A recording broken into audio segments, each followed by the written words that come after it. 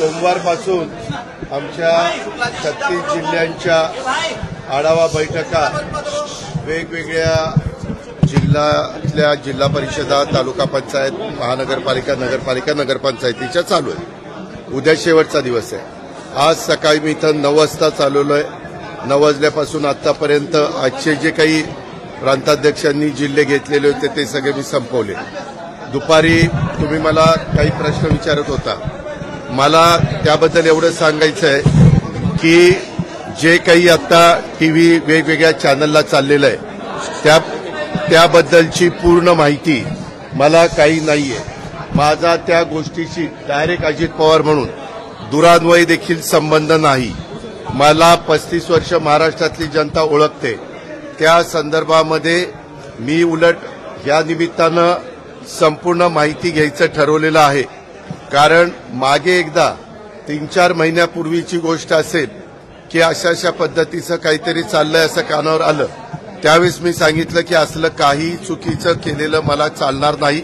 असल्या कुठल्याही चुकीच्या गोष्टी कुणी पण करू नयेत अशा स्पष्ट सूचना मी दिलेल्या होत्या। परंतु त्याच्यानंतर परत काय झालं ते काही मला माहिती नाही। परंतु आता चॅनलमध्ये वेगवेगळ्या त्या जमिनीच्या बद्दल बरंच काही सांगितलं जातं। त्याची इत्थंभूत माहिती, काय डॉक्युमेंट्स आहेत, काय नाही, कुणी परवानगी दिली, कुणी नाही, मी आपल्याला सांगतो। मी आजपर्यंत कुठल्याही माझ्या जवळच्या किंवा लांबच्या नातेवाईकांच्या संदर्भामध्ये कुठंतरी त्यांना फायदा होण्याच्या करता एकाही अधिकाऱ्याला कधी फोन केला नाही किंवा कधी सांगितलेलं नाही। उलट मी या निमित्तानं महाराष्ट्रातल्या जनतेला नाही, परंतु उपमुख्यमंत्री म्हणून अधिकारी वर्गांना आणि कर्मचाऱ्यांना सगळ्यांना सांगेन की जर माझ्या नावाचा वापर करून कुणी चुकीचं करत असेल किंवा त्याच्यामध्ये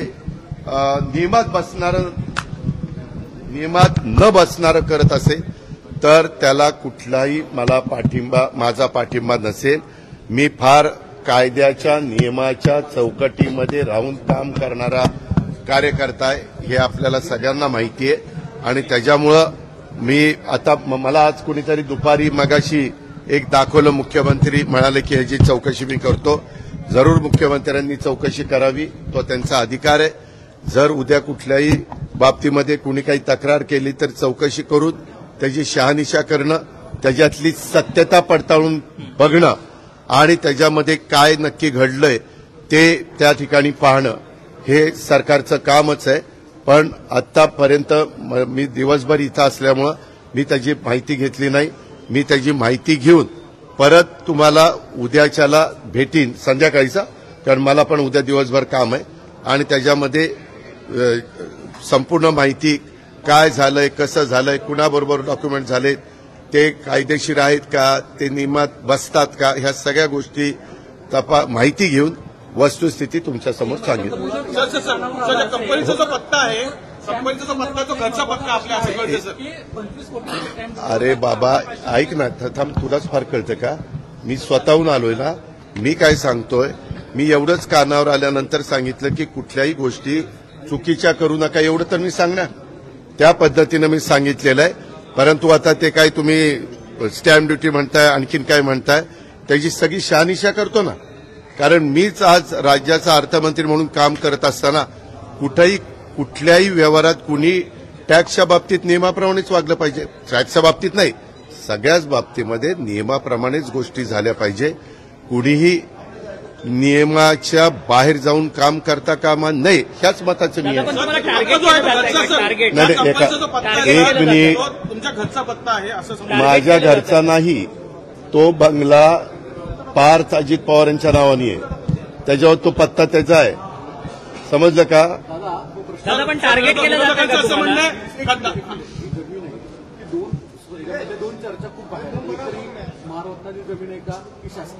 मी तेच सगळं सांगतोय सागर। मी त्याची सगळी माहिती इत्थंभूत घेतो, कारण मी ज्यावेळेस बोलणार आहे मला आतापर्यंत माहिती नाही। मी आता बोललो नसतो तर तुम्ही म्हणला असता की बाबा इथं कुठेतरी पाणी मुरतंय। तुम्हाला सगळ्यांना माझा स्वभाव माहिती आहे, मी कधीही चुकीच्या कामाचं समर्थन केलं नाही। जर चूक झाली तर मी कबूल करतो, ही माझ्याकडनं चूक झाली, मी ती दुरुस्त करतो। परंतु ह्याच्यात माझा दुरान्वय पण संबंध नाही। मी कुणाशी चर्चाही केलेली नाही। मी त्याच्या संदर्भात कुणाशी बोललेलो पण नाहीये. मला आणि अलीकडच्या काळामध्ये ज्यावेळेस आमच्या घरातली मुलं सज्ञान होतात, मोठी होतात, ते त्यांचे व्यवसाय करतात. परंतु ह्याच्यात मी पुन्हा सांगतो, माझा दुरान्वयी देखील कुठल्या अधिकाऱ्याला फोन नाही, कुणाला सांगणं नाही, कुणाला तिथं वेगळं काही त्याच्यामध्ये मदत करा अशाही पद्धतीची भूमिका नाही. मी अतिशय संविधानाला मानणारा, घटनेला मानणारा, कायद्याने चालणारा आणि इतरांनी पण कायद्याने चालावं ह्याबद्दल कटाक्षाने प्रयत्न करणारा, कायद्याच्या चौकटीमध्ये राहून माझ्या काही सगळ्यांना समजून सांगणारा असा कार्यकर्ता आहे.